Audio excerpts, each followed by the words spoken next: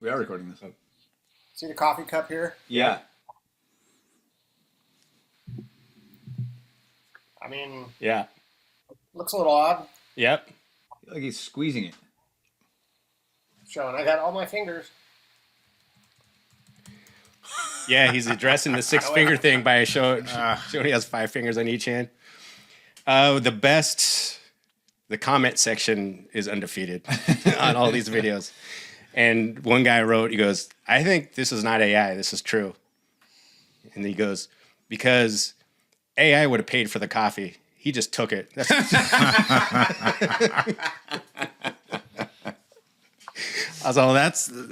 I'm putting this on the list with that guy who committed suicide by dunking his head in the oil fryer at Olive Garden. And it was like thoughts and prayers. How terrible. Thoughts and prayers. And that guy goes, I used to work at Olive Garden. I could totally get it, bro.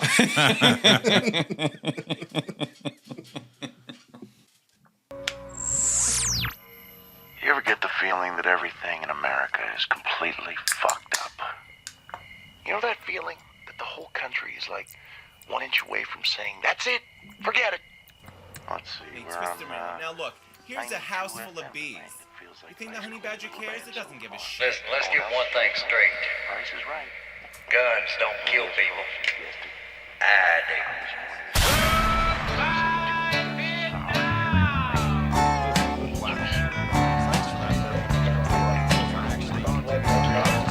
Shotgun Willie sits around in his underwear, biting on a bullet, pulling out all of his hair. Shotgun Willie's got all of his family there. Well, you can't make a record if you ain't got nothing to say. You can't make a record if you ain't got nothing to say. Play music if you don't know nothing to play. A shotgun Willie sits around in his underwear, biting on a bullet, pulling out all of his hair. Shotgun Willie's got all of his family. I think some apologies are going. Why'd you play that? Wow. I feel a little like coming on kind of strong after that. Let's try it again. That was great. That went really well with the intro. Any reason you picked that song in particular? Yes, actually. Okay. So that was Willie Nelson, obviously, right? Which I know you're not a huge fan of. I don't think I've ever heard you say you hate Willie Nelson. No.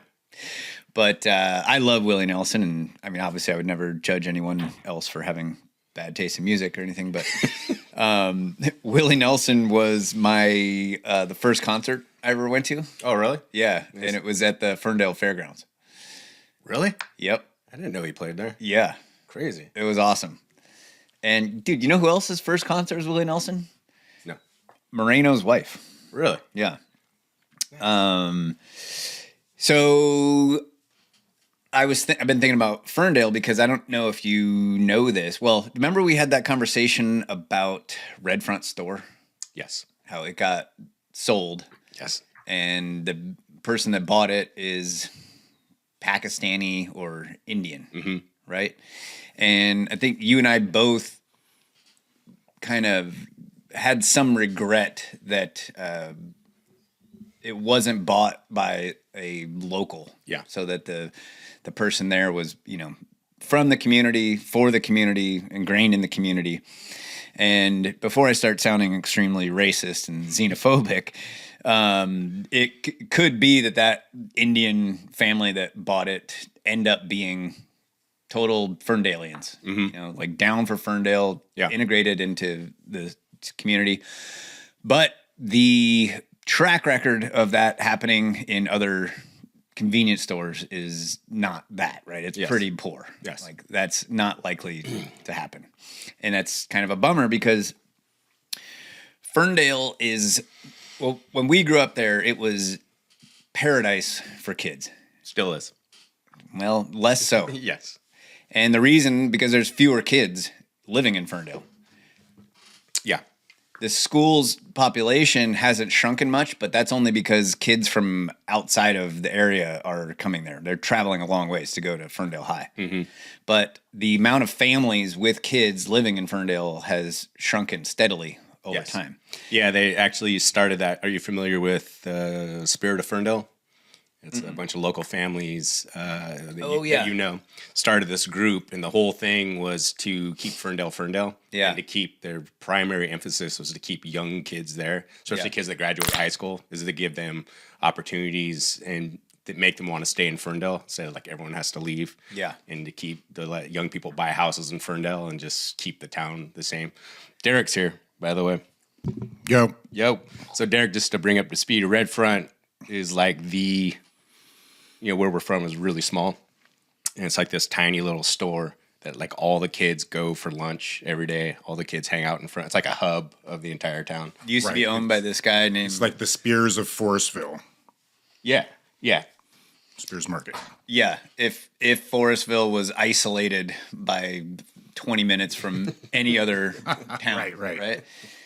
That you would go to Red Front store and get a rail dog. That was like the best hot dog you've ever had in your life. Steamed buns, and like the family that owned it were just like, it was awesome being in there. Yeah. You would have an account there, so you could just charge stuff to your account. Your parents would pay it. My parents would find out about it. Nice. Could you charge the other parents' accounts? Which is good for kids. It's good for you to fuck up and get grounded. It's how you learn how to mow lawns and weed eat. Exactly.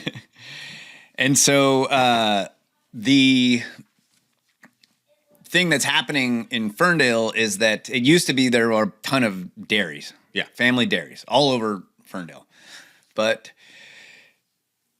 because of the meeting at Jekyll Island in 1913, we went there fast. we have financialized our economy. Which brings us to the Epstein files. And farmers were one of the hardest hit groups by this financialization of our economy, because the banks that used to serve farmers did not want to join the Federal Reserve. And so they got attacked by all the Federal Reserve banks and they got put out of business. And farmers have been targeted ever since. The only way that you can stay in business now as a farmer, generally speaking, is by playing the game of borrowing shitloads of money, gathering up all the farms around you, becoming just a mega industry. Or selling your make, because what also hit the area hard is I think Foster Farms took over the creamery. The creamery was like where all our friends' parents worked and stuff. Right. And Foster Farms bought that and they priced out all the dairy farmers. So it's like now they had to sell their milk for dimes on the dollar. Less, yeah. Which is just another symptom of the exact same problem, right? This kind of financialization of the dairy, of the creameries, means that you have to gobble up a bunch of creameries. Right, and I guess the ultimate result of Alexander that... milk episode? Yes. No. Yeah. Oh. Advertise. Oh. You get them to sponsor it. Good call. Because what my family are still all dairy farmers up there. And they kind of made like a collective. And then this guy started Alexander Milk, which you can see like in the stores, which is the best milk you'll ever have. They make a 6% fat milk that is basically like a meal. It's the best thing ever. And he did it as a way to make a collective for all those dairy farms in Ferndale to be able to compete, stay in business, basically. Yeah, right. Good kind of free market solution to a corrupt system, essentially. Yep. Anyways, only a few dairies are left in Ferndale. People who's grew up in a dairy, their parents sold the dairy, they can't afford to live there anymore.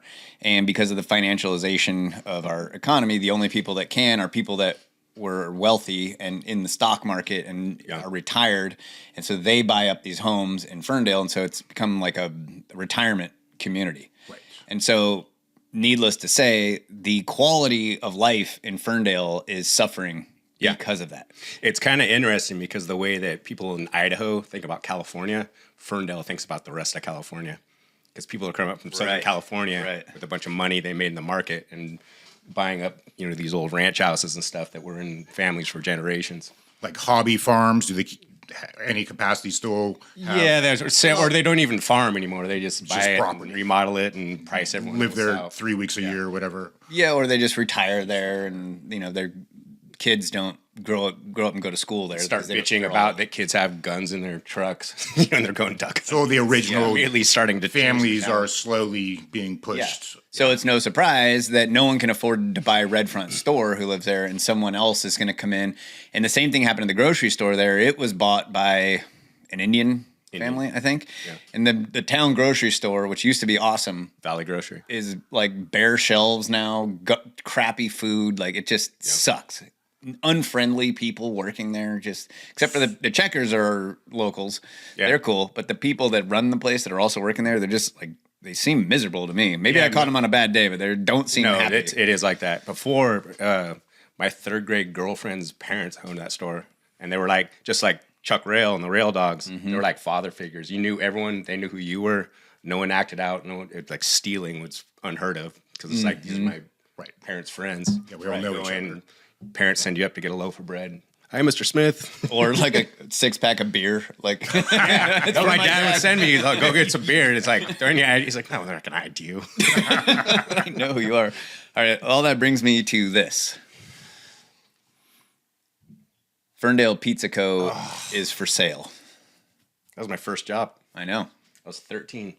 Working at the Pizza Co. Ferndale. $3.65 an hour. I was like, that's below minimum wage. He goes, you're not old enough to work. I was like, deal. Take it or leave it. I gotta get the new Slayer album. When do I start? Oh, dude. Yeah. That breaks my heart. I know. Now maybe it'll be bought by someone that's local, but you know they obviously weren't turning a profit, or they wouldn't be selling it. Is my guess. Although every time I've gone in there, it's been packed, but I'm usually only there on like holiday weekends Or the fair. Yeah. Everything's Which packed the over. fair now sucks also, by the way, because there's no more horse racing in Northern California. Do you know about that? Yeah. I mean, that's our fairgrounds. It's not. How many years has it been? A few. Couple, yeah. And it's kind of the heart of the fair. You go to the horse races to see all your old friends. It was the unofficial high school reunion Yeah. every year. I'd go there every year and see all the people I've known since kindergarten. Right. And that's gone, and Red Front's gone, and now the pizza company's gonna be gone, and Valley Grocery's gone, and everything just sucks. Everything sucks. Everything gets fucking worse every day. It does. And it's the really fault does. of the elite billionaires who their only skill, the only talent they have is manipulating currencies and people. They can't make anything. They can't do anything. They couldn't fix anything in their life that was broken, including their broken relationships, which most of them have. They suck at everything, but they can do this one thing, and they drag all of us down. Right. They can't create. That's the end of the podcast. Let's go. I think they call that reptilian. Yes. There's a reason that we call them that. I had a thought as I was weed eating all day yesterday, and for some reason this guy popped in my head who I haven't talked to for years, but we were friends like this is 20 years ago, something like that. And his girlfriend had broken up with him, and he was just devastated, like heartbroken. And I was the guy he decided to confide in, which is fine, but just all he would talk about was like we'd be talking about this album, and he would just go like, he just non sequitur pivot to this breakup. And at some point, I think like 6 months had gone by. And I decided to sit him down and have a kind of a man-to-man. Number one, I'm tired of hearing about this like every day. But in my mind, I'm like, this is not manly behavior. Right. What I was trying to come at him with, I was as delicate as I could be. I was just like, hey, dude, just from there, he's so immersed in this misery, depression tent that from the outside, I was like, this is getting a little kind of sad and pathetic. And so I sat him down and like, hey, dude, just from the outside, like, it's been 6 months. It's time to at least talk about something else. But it's time to move on, dude. It's just like you're being a fucking baby, basically. And his reaction was to get mad at me and talk shit. You know, we stopped being friends after that. I ran into him like years later and kind of apologized. And I was just like, didn't accept the apology, but it was more like, I don't care. Yeah. Like, it's fine. Like, we're not friends, so it doesn't really matter. Mm-hmm. And I just had this kind of realization is I have friends like that are like this about Trump. And I keep finding ways to tell them, like, it's not that I agree or disagree. I was like, just from the outside, like, this is really fucking It's been 9 years, dude. It's time to. This is sad, pathetic behavior. It's not manly behavior. No, I understand when chicks do it sometimes. I'm like, well, that's just Or children. or children, right? Yes. But to see grown men like that, who I was like, we were talking about rock fishing like 10 seconds ago, and like now we're. And it's like, I'm not like bothered. I'm like, I'm letting you know as a friend, like this is really sad to watch. They all think it's about to happen. Like this is all part of the plan. Like I know some of those guys too, and I'm like, dude, it's not part of the plan. These people are all in the same theater act, essentially. Yeah, For sure. which is what it is. Yeah, exactly. Playing their role. So, old lucky Larry Silverstein's in the news. Yeah. You know who he is? LA, watch out. I just thought that was interesting because the day before the FBI issued that warning that we might see drone strikes on the West Coast, I was like, all right, another possible psyop or not, or who knows. And then the next thing I see is lucky Larry Silverstein gets the lease on the U.S. Bank building in downtown Los Angeles. Yeah. Well, you know, if the FBI is saying it, then it's got to be reliable information. Yes. Yeah. You know, there's a recording of the tip that the FBI got. Just the tip? Yeah. Just the tip. Yeah. And it goes something like It was this. like an anonymous tip, right? Yeah. Yes. But the voice was Gavin Newsom's voice, like, hey, yeah, I want to call in this tip about, I'm like you guys in the FBI. You know, I don't solve any crimes. I can't read. Can't read. I find unburnt passports outside of fires all the time. And, I just wanted to let you know that there's going to be a drone attack on California. And also, the reason why gas prices in California are so high is because of Trump. Just in California, mind you. Because when I heard that, in the first second that I heard that, I was like, not true. Yeah. That's not happening. No, Well, there's no thing. They called off their drone attacks because they heard Gavin Newsom already destroyed California. Nice. Well, Gavin Newsom was like, oh, please, God, let this be true. A drone attack on California would be the best thing that he could possibly. He did promise to solve the homeless issue. You imagine? He could be George W. Bush. Yeah. After that, stand on a pile of rubble with a megaphone and he sees that as his Carhartt jacket on. Yep. Totally some little leather gloves. Just like you guys. I beat my wife just like you general contractors do. But it turns out that that article or that report, ABC News reported it. Oh, so we know where. Yeah. So check this out. The White House pushes back against ABC report warning about potential Iranian drone strikes in California. This is from Caroline Levitt. This post and story should be immediately retracted by ABC News for providing false information to intentionally alarm the American people. They wrote this based on one email that was sent to local law enforcement in California about a single unverified tip.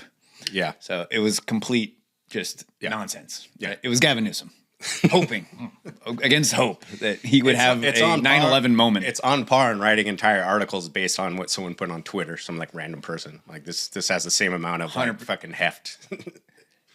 Probably even less. Yeah. Because at least on Twitter that you can see who that person was and know what their track record was. This is an anonymous email. It does make you because it could be totally fake.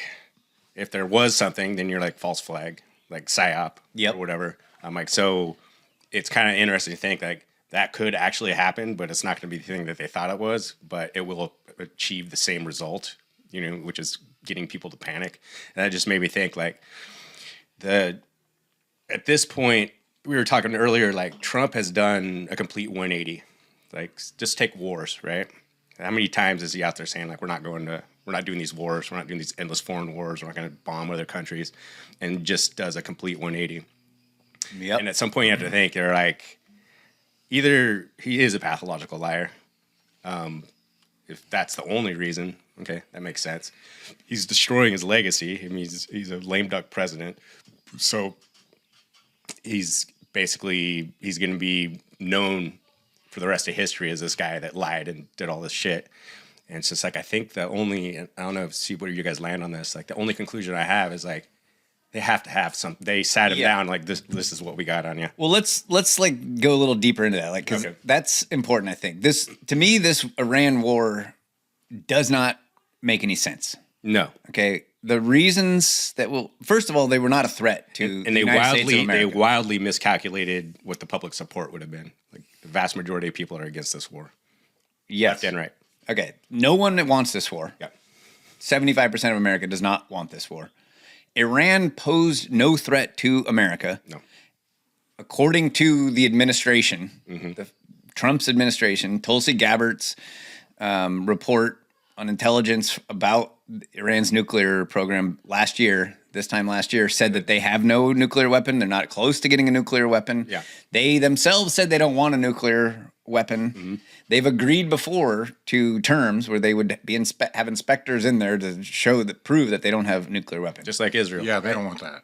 And to attack America is just so like beyond their capabilities that like it's just inconceivable that they could pose any threat at all to America. Right? On top of that, the war isn't winnable. Yeah. Like there is no way to actually win a war in Iran without like just like they were devoting the entire public to going there and like taking over. Yeah. Well, aren't they talking about restarting a draft again? Like to put. Okay, so let me go back to the remember that Chinese professor Jing, whatever his name is. That guy's blown up. Yeah, recently, right? He was on Pierce Morgan. I sent that link to one friend, and now it's like my algorithm is tweaked forever. You're not the only one, dude. It's everywhere. And I looked up one Christian death metal band, and now it's like the merch ads is costing. Jesus, you guys! Like, I already doing research. I already bought that shirt. I don't need it. Okay, so what did that guy? He's being kind of touted as this like prophet, like clairvoyant, right? What did he get right?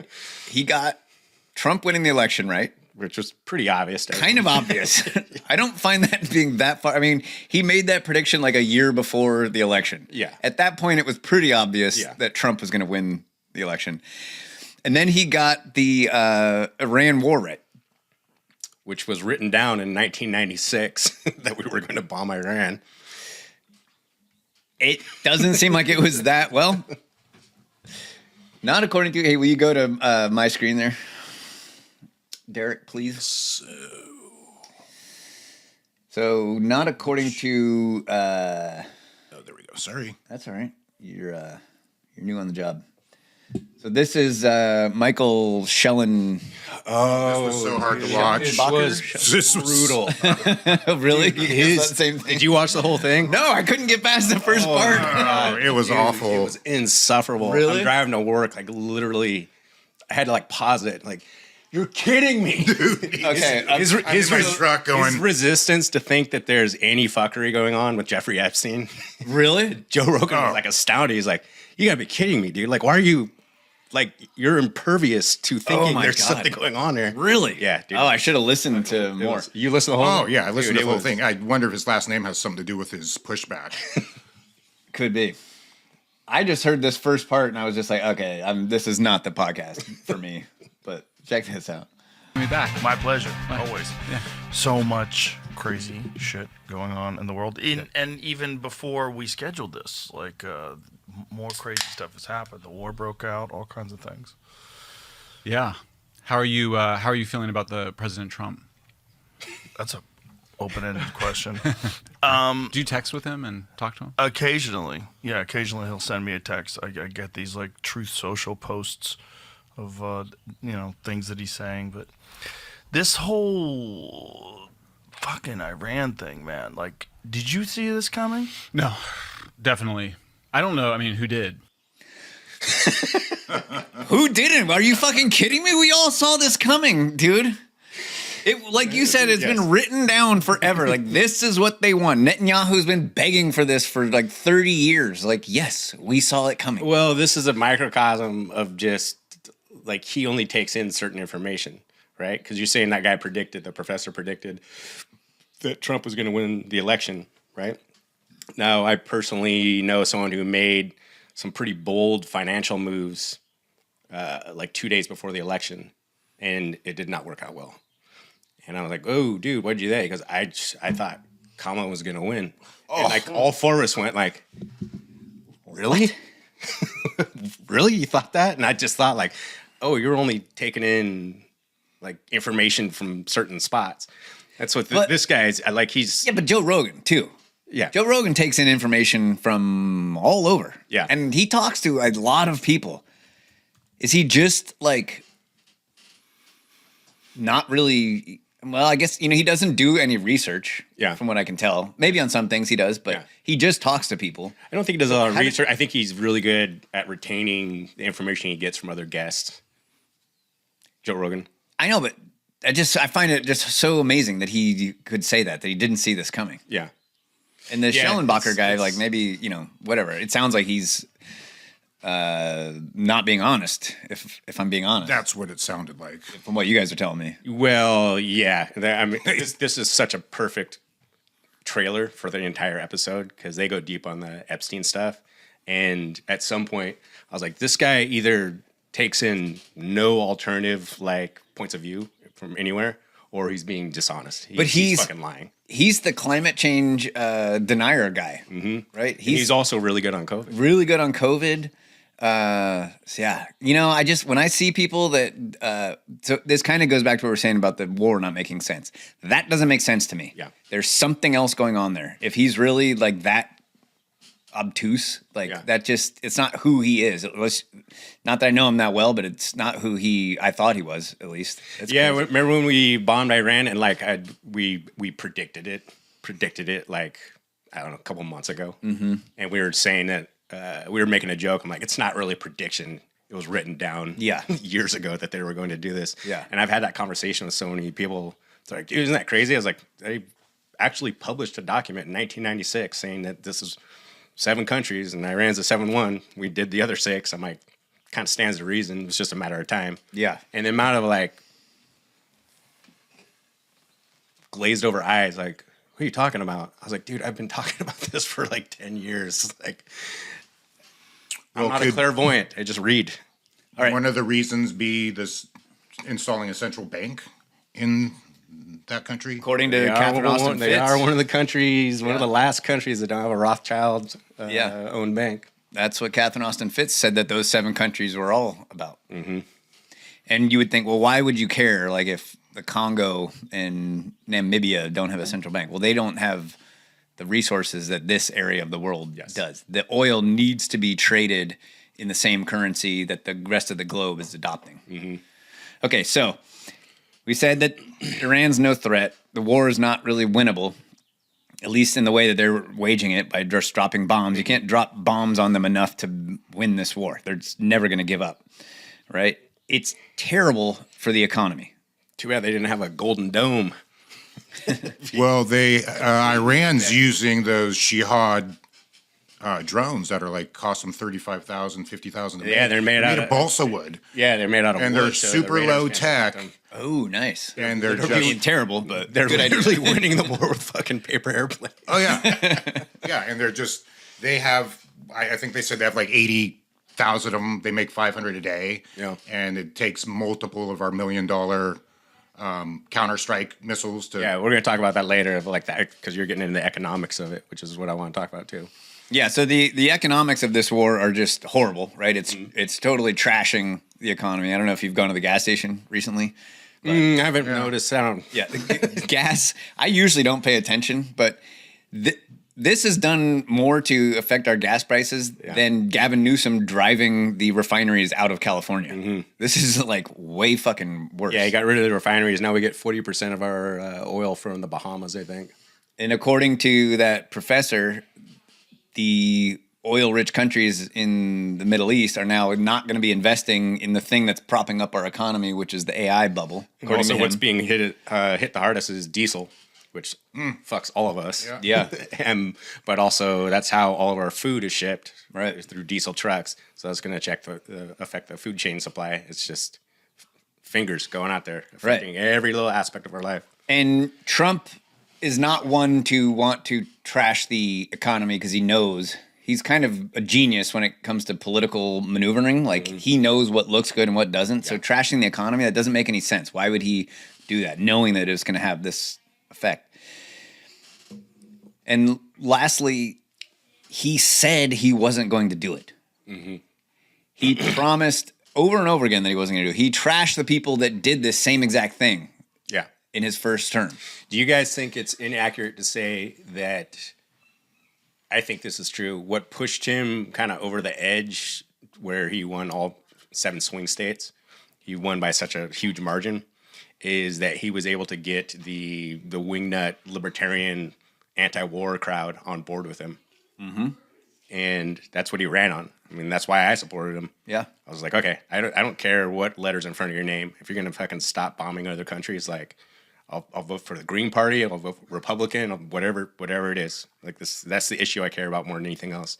And he's done a complete 180 on everything that he said. Yes. Which makes me think, guy's severely compromised, and goes back to what we always say before. It's like he might have believed it when he said it at the time, but I really think that these people get in office and someone sits them down and says, here's how this is going to work. Or he's on the list. Shit, what party you belong to. It really looks like he's not the one in control. Yes. Right? That's all that I can tell, because I really do think he was anti-war. I don't think he was faking it all those times leading up to this war. Obama ran on an anti-war campaign, which is why I voted for Obama the first time, and then he took us from 2 wars to 7. So. He really only ran on ending the Iraq War. Yeah.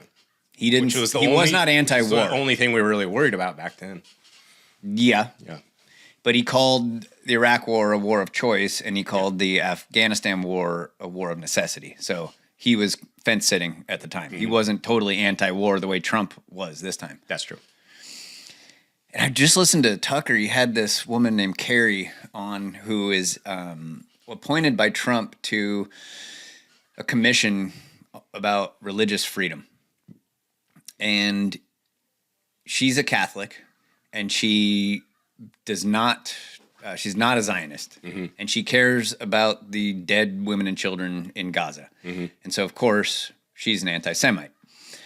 And so that's how she this was. works. She was a beauty queen contestant in California. Oh, appointed by Trump, huh?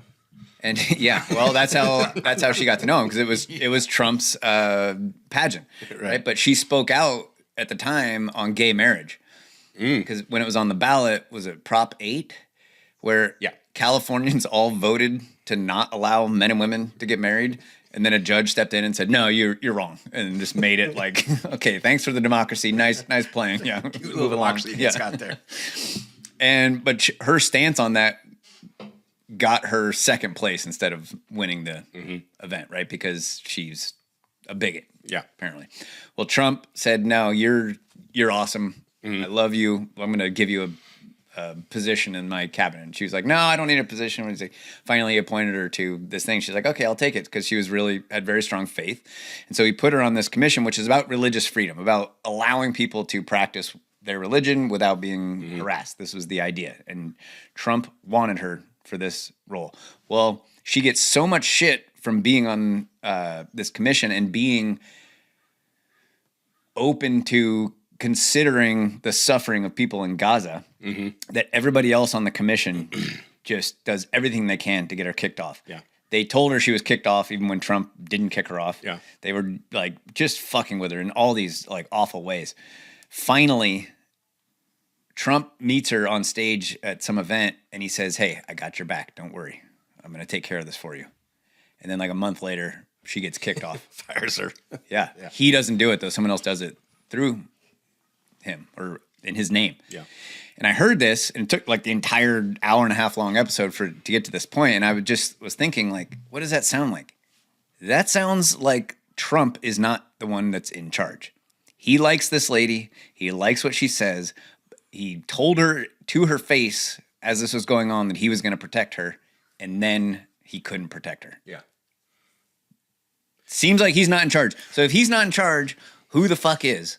Well, do we think that any of the presidents ever going back as far as maybe the Federal Reserve have ever been the ones running the country? I think It seems think like no. not. Yeah. Yeah. Seems like the answer is no. We've been saying that for a while. I'm like, it just seems like everything that I mean, obviously every politician is running on lies completely and doing whatever they can, but it just seems like every time, because it's the same, no matter who it is, Democrat, Republican, whatever, everyone's like completely infatuated with this circus sideshow. Like we've always said, like they're all the same people because all the same things keep happening over and over. Doesn't matter which party's in power, which party has all of Congress, who the president is. I was like, it's just more wars and increasing the surveillance state and keep printing money over and over, going back to 1913. So that professor made one more prediction. He said that Mountain Dew conspiracy. we should check in what the new Mountain Dew flavors are. He said that Jake, look up the new Mountain Dew flavors.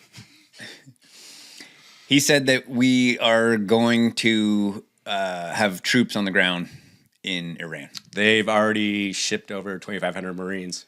They're waiting off the coast. Well, his prediction is that we are going full-blown Iraq-style, hundreds of thousands of troops into Iran. And they're talking about sending the National Guard over there too. And that doesn't make sense, right? Nobody wants that. It's not going to work. It's going to kill a lot of Americans. But if you look at everything else that doesn't make sense on this list, none of that stopped this from happening. So it seems to me that he's probably right. Because Israel, who I think obviously are the ones calling the shots here, this war is about Israel. Just like they can't afford to allow Iran to control that region. They need to control it, even if it takes killing tens of thousands of American soldiers. So it has been written, my son. Yeah. So it seems to me like he's probably right. We are going to see, and once that happens, like all fucking bets are off. Like we're going to see other countries getting involved. We might see a draft in the United States, like you brought up. And if there's a draft in the United States, there's going to be a lot of people who say, fuck off, I'm not going to your stupid war. And if that happens, we may see troops on the streets in America as well. Dragging people off, just like they did in Ukraine. Which I'm not going to stand for. No. And now we're getting into... Our phone's being tapped by the FBI. How do I say this? Again. We're getting into domestic revolution territory. Yes. Well, what about Iranian terror cells being unleashed? Whether real or false flag. I'm not buying that stuff. I think. I don't think majority of those things are false flags. Yeah, absolutely. That's what I'm getting It exists. I'm not saying it doesn't exist. I think they're false flags. When an event does occur, I think it's very unfortunate. But I think in the scope of things, that's kind of a more minuscule thing to worry about. That's just me. I agree. I don't really see. I don't see the advantage to Iran. I'm much more worried about what our country is doing to its own citizens. I think that's the and I don't think it would be Iran unleashed. I'm with you. They would be false flags. Yes, I'm going on record right now saying the next Israel domestic terror cell. Israel scares me way more than Iran. Yeah, totally. But to me, that makes sense that that's the trickle down of all of this. Like it's going to ruin the world economy, send hundreds of thousands of Americans to die, and create a civil war on our own soil. Like this is a catastrophe that Trump could get out of right now. He could just say, you know what, fuck it. I don't care what the consequences are. They kill me. They kill my family. We're not doing this anymore. Take me out now and let someone else step into my position to continue this stupid war, but we're not doing it. I'm not doing it. I'm done. Sorry about what I did that's in the Epstein files. I'm going to hell anyways. I'm coming clean. Here it is. It's all on the table. These are my cards. This is what's actually happening. This is why we're doing this. This is the guys in Israel that got on the phone and made me do this shit. Here's all the Epstein files. Yeah. Here's what happened on 9/11. Yes. Here's everything. I'm fucking out of here. He would go down as a great president despite all of his flaws if he were to do that. If he could step up and say, I'm sorry, please forgive me, but this is what's actually happening. Isn't it interesting that I was thinking about this the other day, that the culture of the cathedral has degenerated to such an extent, and the Overton window from which the what the citizens view as like acceptable behavior. The Overton window has shifted so much that in the span of a few decades, we went from Bill Clinton saying like, I smoked marijuana, but I didn't inhale. And like, we all clutched our pearls. Like, oh my God. To like in a few decades, like, yeah, I mean, I fucked a couple kids. I didn't eat them. Like, thank God. Like that monster Hillary. Yeah, because the midterms are coming up, and then politically that would look terrible. Well, people reacted way more strong to Clinton not inhaling than like nobody's even balking at this child eating stuff at all, as far as I can tell. Yeah, we get like a collective shrug. Like, I mean, everyone's on the Epstein list. Like, what are we gonna make a huge deal about this? Good morning, everybody. We'll be back with traffic and weather after the break. Dude, I made a prediction a while back. Remember when I said that it was during the election, Trump and Kamala, and I said that this is going to be our last election? Mm-hmm. Remember me saying that? Yes. I said it for reasons that were a little bit different than what I think now, but I think I might have been right. I said it at the time because I thought if Kamala wins, there's going to be a civil war. Mm-hmm. If Trump wins, there's going to be a civil war from the other side. Like the wheels are just coming off either way. Well, I think the wheels are coming off. Oh, absolutely. That might have been our last election. I was talking to our buddy Eric about that. He's talking about, he goes, yeah, civil war. I was like, dude, I think we're already there. Like, it's kind of begun. We're essentially living in two separate countries. Even like down to little stuff. Like, we have two State of the Unions now. We have the actual State of the Union, and then everyone else goes to these alternative kind of state of Kid Rock State of the Union. It's like the two national anthems. What are we doing? This insanity must stop.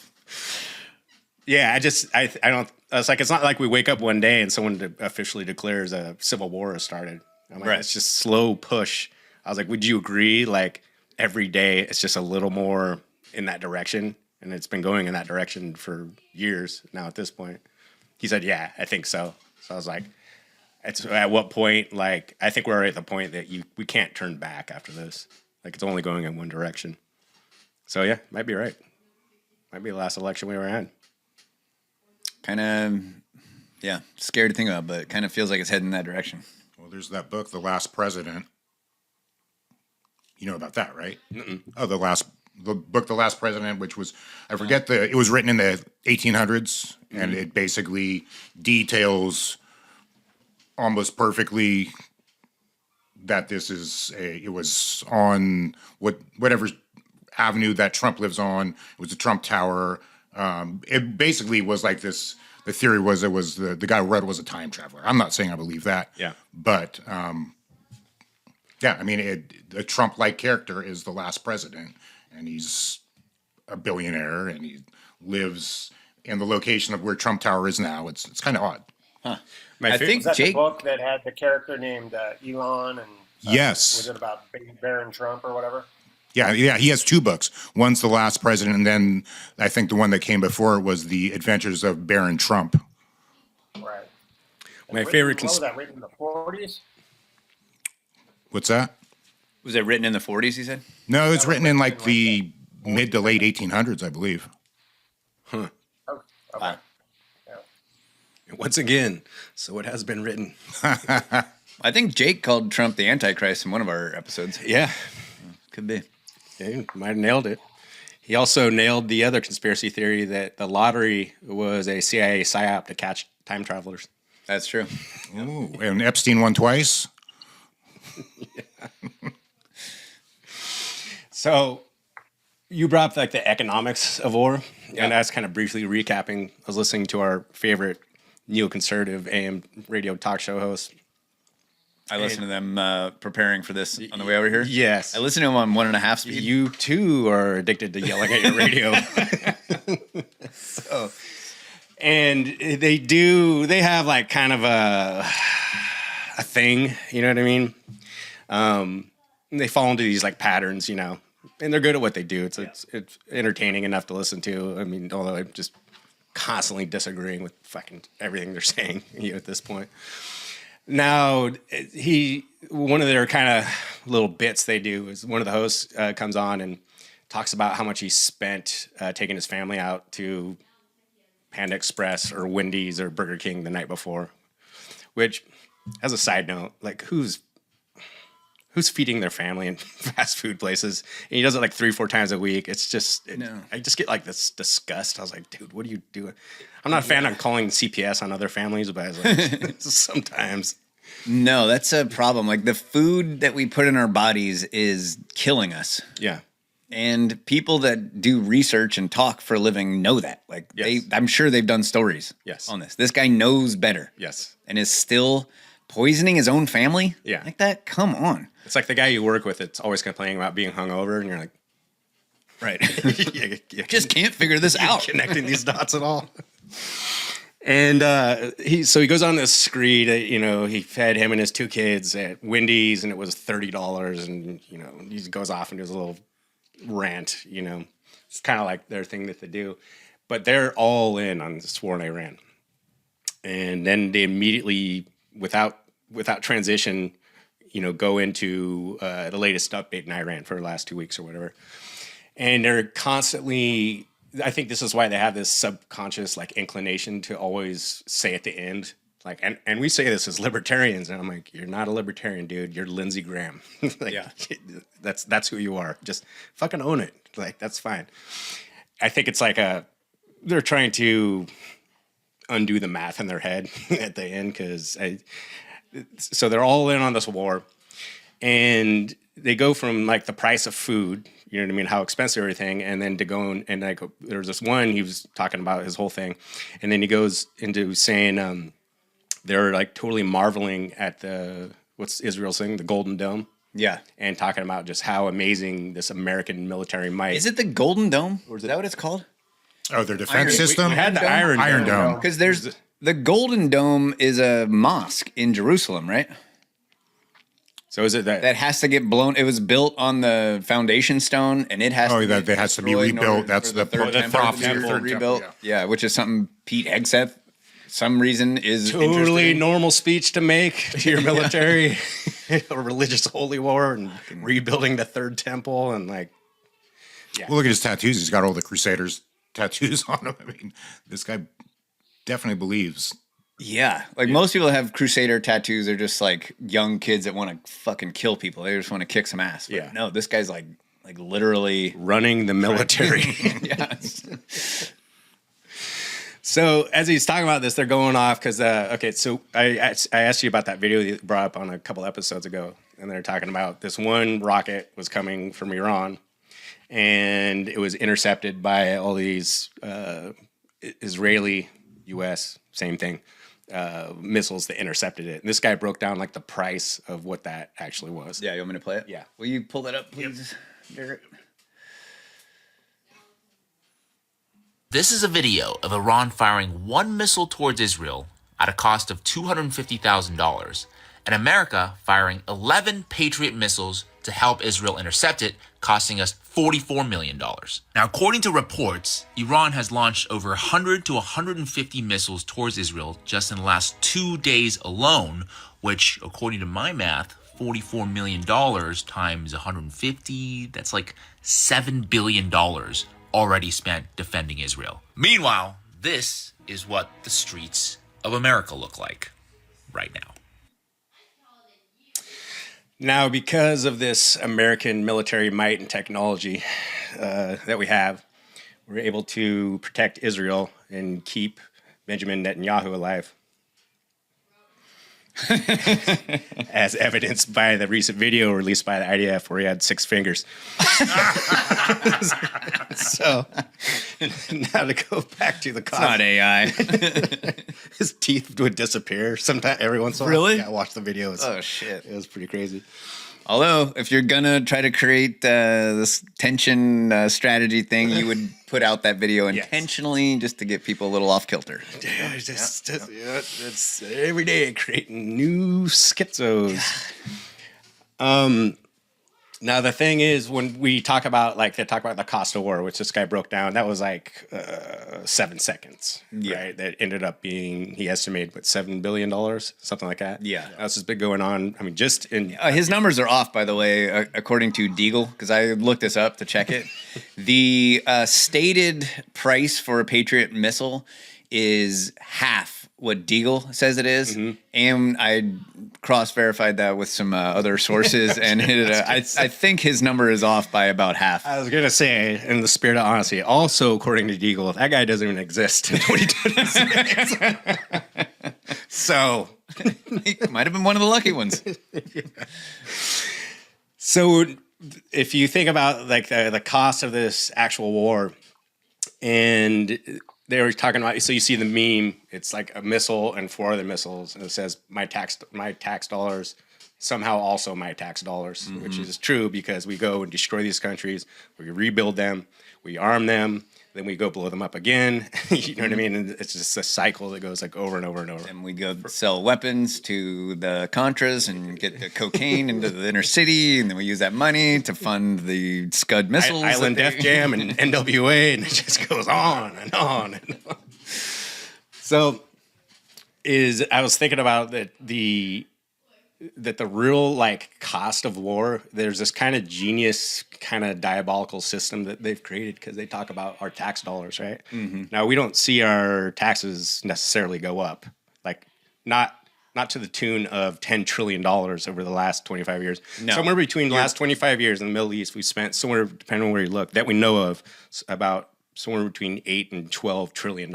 Right. And you said where we know of because the CIA has a budget that we're not actually allowed to see. I think to FASB 56 or whatever, that they're allowed to keep 2 sets of books. One for you plebes to read and the actual books so we can keep track of where money is going, which we don't know either. But so no one knows. Next time one of our clients wants to see one of our budgets, I'm going to bring up FASB 56. Well, the Congress did pass this law where I don't actually have to show you the real numbers. And this war model can be basically duplicate or used in like anything. It can be used for $100 billion train choo-choo that goes from Bakersfield to Merced. It can be the $26 billion for homelessness. It can be the $7.9 billion or $1 million for LGBTQ rights in Nepal, whatever, all this stuff. Dude, what happened to Doge, by the way, anyway? Wasn't that like a thing for like 2 weeks? Yep. Yeah, about 2 weeks. They gave us a list. Like, this is all where this money is going. Like the most absurd shit you've ever heard of. And then 2 weeks later, it's like, 2 weeks later, Trump raised the deficit by like. Well, and they were going to give us a $1 refund too. Wasn't everybody going to get some type of refund check? We were going to get a refund check, and we were going to abolish the IRS. Yes. And not buy my rent. I have a list here of things that were supposed to happen that have not happened. We're not doing that now, guys. We're bombing Iran. Yep. And then Turkey. And we're raising your taxes and printing trillions and trillions of dollars. Or we might bomb Cuba. I mean, dude, when we think about it, pretty much any country has elementary schools. So, I mean, what the fuck does it matter at this point? Come on, dude. Okay. So if you take the last 25 years of these endless wars, and so let's just call it $10 trillion to come down the middle, and then you look at whether it was Bush or Obama or Biden or Trump, and they came out and said, like, listen, we're going to do a regime change war, and we're going to tax you people to pay for it. The reaction would be, get fucked. Or just a shrug. Yeah. I'm being charitable for my fellow citizens. Is if they just announce that's how they're going to pay for this, right? Yeah. It's going to be $2 trillion when you go invade Iraq. Like, both the right and left would be like, we're all voting for Jill Stein in the Green Party because we're not like on board for this. But this is how this kind of model works is so inflation is what? A tax on the working class. Mm-hmm. And when we pay for we're spending all this money in the war, it's like we can't, even if they did tax everyone that much money, it still wouldn't be enough. You can't come up with $10 trillion by taxing people. No. So they try to borrow some of it. That's not enough. So how do we pay for these wars? We print money. We just print money out of thin air, thanks to the central bank. And the point's made, like, you can't have an empire like this if you don't have a central bank. Because you need a central bank to just print money out of thin air, right? So I was explaining this to someone, and they couldn't make this math work in their head. And so I go, basically it's like this. You and I are going to start another business. Not the magnet one. I got a different one. Okay. I'm all ears. So big musical festivals coming to downtown. And I was like, we're gonna make punch and sell it for $5 a cup, right? So we buy the liquor, we buy the juice, we get the lemons, we get the ice, and then we go start selling it. And we're making money. You know what I mean? And we realize that the headliner is gonna come on, Dave Matthews. And we're huge Dave fans. Yes, we are. Yes. And we realize like people are going to really want to have their boogie shoes on when Dave comes on. And so I was like, but you see that faucet over there with the water? Like every 20 minutes, let's just fill up the punch, throw some water in the punch bowl because that's going to stretch our punch to go longer. Now for free. And the people are getting drunker, so they won't really notice. Yes. Until after a while. It's the Tijuana model. It's like usually I'm a 3-drink hit the dance floor guy. Like this is like my 9th bowl of punch or my 9th cup of punch, you know, and I gotta get ready for Dave, man. Like I want to fucking cut a rug. That's inflation. It's now the $30 for you to dance to Dave, like you're spending $60. Mm-hmm. That's the same thing as printing trillions of dollars and just chucking it into the economy. Now the kind of genius part of this is that we have all these, and this is the appeal for socialism. This is like what I understand about the people I know that are kind of sympathetic to that point of view. Because now you have all these young people here in 2026, right? And this is how like a guy like Mondani gets elected. And they're coming out of college, you know, at 25 years old, no job skills, and $80,000 in debt with their interpretive dance degree, and they're working for Uber Eats. And they're looking at the cost for starter home in California is like what? It's like $500,000. Yeah, maybe even more in Yuba City. Yeah. Yes, they haven't got the bullet train yet, so the prices are still low. Right. And they're going like, okay, so clearly I'm never going to own a house, and I just got a letter from the landlord. They're jacking my rent up, so I might lose my place to live, my apartment. And I barely have enough money. You know, gas is $7 a gallon now. Like I'm totally kind of screwed here. And so this is like the Cloward Priven strategy. Is they go like, we just need to do like something else. And they go like, what about socialism? They're like, fine, anything but this. And that's the appeal for socialism. And the problem is like we only have these like lunatic fringe wingnuts like Ron Paul and Thomas Massey that are saying like, the reason, in large part, why you can't afford a house is because we invaded Iraq 25 years ago. And then we paid Halliburton and KBR to rebuild it. And then we paid Blackwater to arm them. And then we invaded them again. And there's my tax dollars, somehow also my tax dollars analogy. And the real life, the cost of that war and all the other wars, $10 trillion, is we had to just print that money out of thin air. And that's why you can't afford anything. And you're a wingnut if you're explaining to these people, it's just too nuanced. People are saying like, I just care about like right now. I was like, well, right now we're invading Iran, same thing. So now in 20 years, you know, the guy living in his government subsidized communal living apartment, waiting for his day to use the neighborhood electric car to spend his CBDC at the preferred government commissary in his district, because things are just going to get worse and worse in his 15-minute city. And you're explaining to him like, okay, so the reason why you're here is because we invaded Iran, 20 years ago or whatever. And it's just, and they're going to look at you the same way that people look at like Ron Paul and Thomas Massey now. Like, the fuck is this guy talking about? Right. I was like, that's why we are where we are. And the problem with the guy who's the avowed socialist in 20 years, and you're telling me these things, I'm like, I'm trying to explain to you that the same people who got you here are the reason why you're here. It's because they did this thing back then. And you want more of the same thing to take control and to fix the problem that they created. Right. When the only solution is actually civil war, like you were saying in the beginning. The solution in Minecraft. The solution is to end this system. Yes. Right. And this system should end on its own because it doesn't make sense. Like if you keep adding water to the punch bowl, eventually you're just selling water. Yes. Right. And the people will revolt, and that's where the propaganda comes in. And so you and I have to explain, like, Dave Matthews was just about to gas his own people. So we had to water down the punch. So eventually, the reason that this system sustains itself is because the people that are printing the money are actually controlling the world. You have to use this money throughout the world.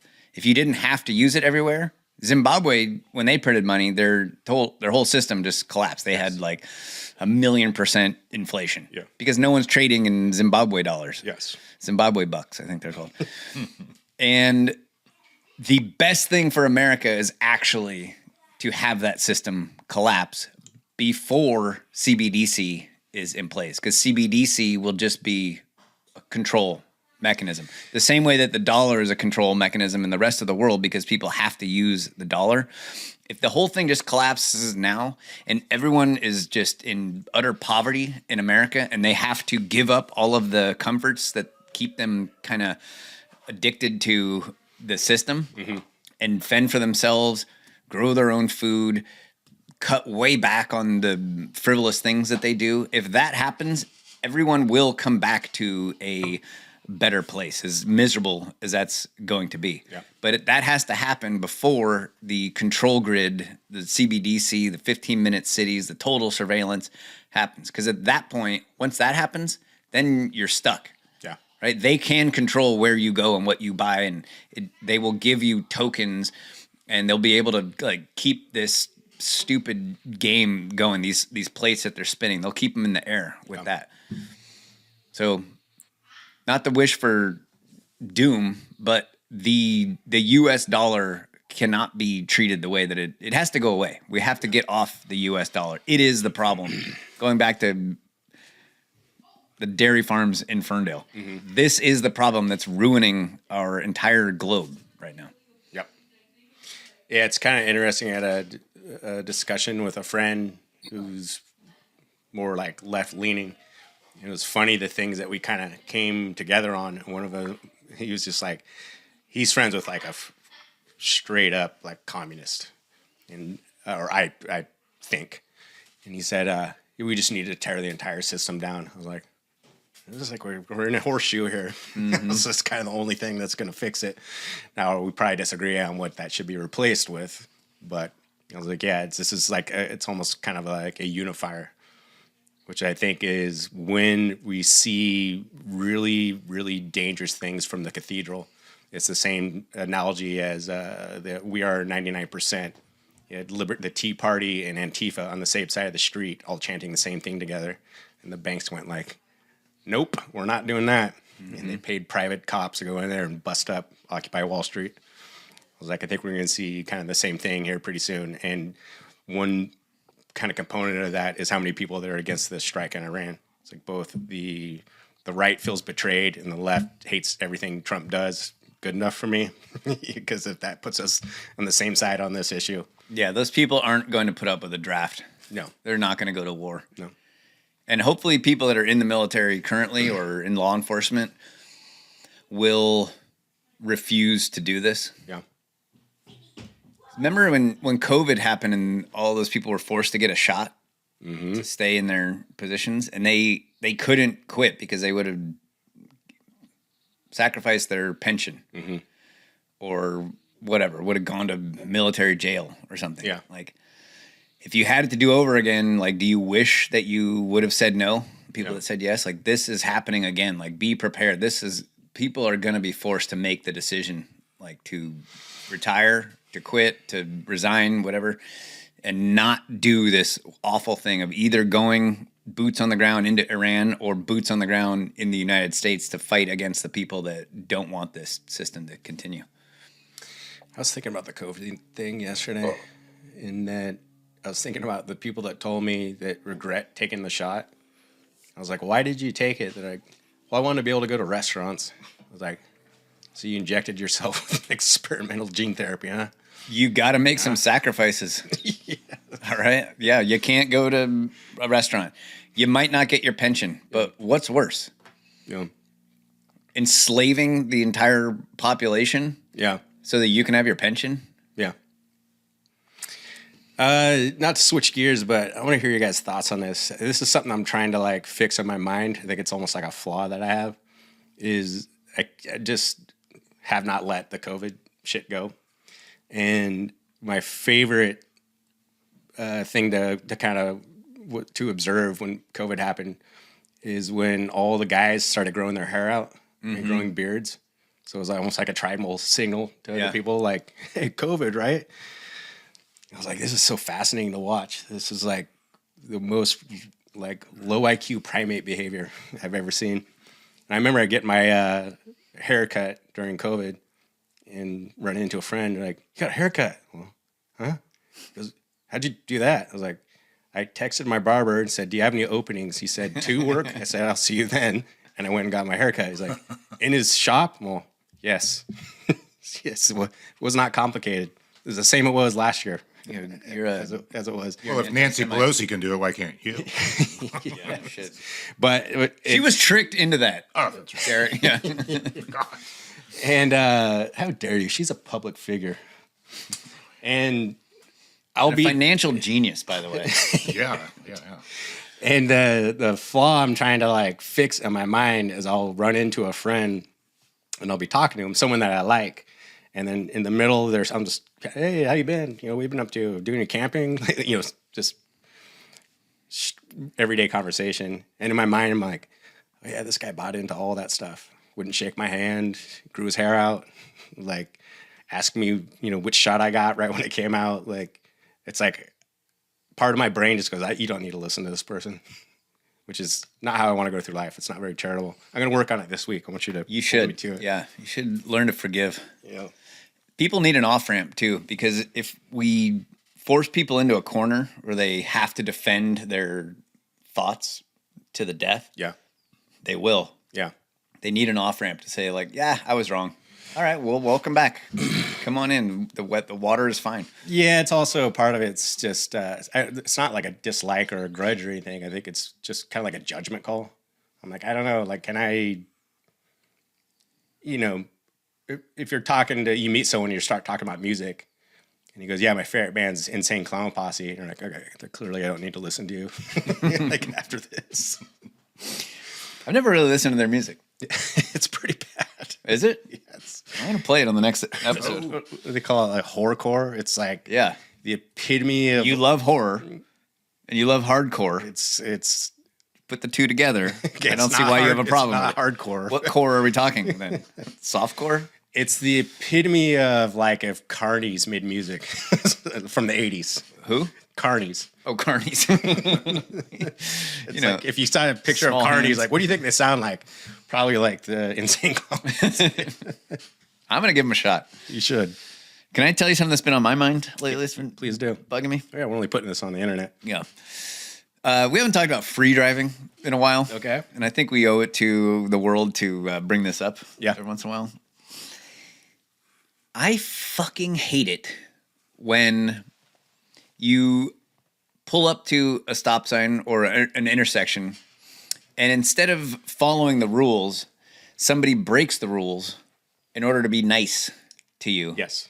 And it ends up screwing up the entire flow of traffic. Like someone slamming on their brakes because some fucking woman walking her job just fucking wanders into the middle of the road to cross it.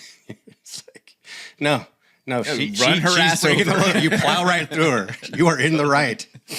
Because, you know, what's the free driving principle is that you should, You're not allowed don't need to follow the rules of the road. You should go out of your way to break as many laws as possible, but you cannot even inconvenience anyone around you. Correct. Much less put them in danger. Or yourself in danger. And the whole idea is that it's more efficient to drive that way, right? So you'll pull up And to... we owe it to ourselves to break as many laws as possible because most of them are ridiculous. They're all ridiculous. You pull up to a green light, right? And it's a yield. Mm-hmm. You yield to the left, and there's somebody coming the other direction. Mm-hmm. I'm supposed to wait for that person to go. Yes. And that person stops at the intersection, at a green light, and waves you Yes, on. I'm like, that's the- no. I get so No. That's the one that drives me I nuts too. can't. What if someone tries to pass you because you're being an idiot and then I crash? And now I'm stopped and she's stopped and there's people behind us that are stopped. And meanwhile, the light turns red and no one gets to fucking go. Yes. God, that drives me crazy. Yeah, that's the Everything one. sucks. Now, John T. Flores was working for the Ku Klux Klan. The 6'5" John T. was a hell of a man. Made a lot of money selling sheets on the family plan.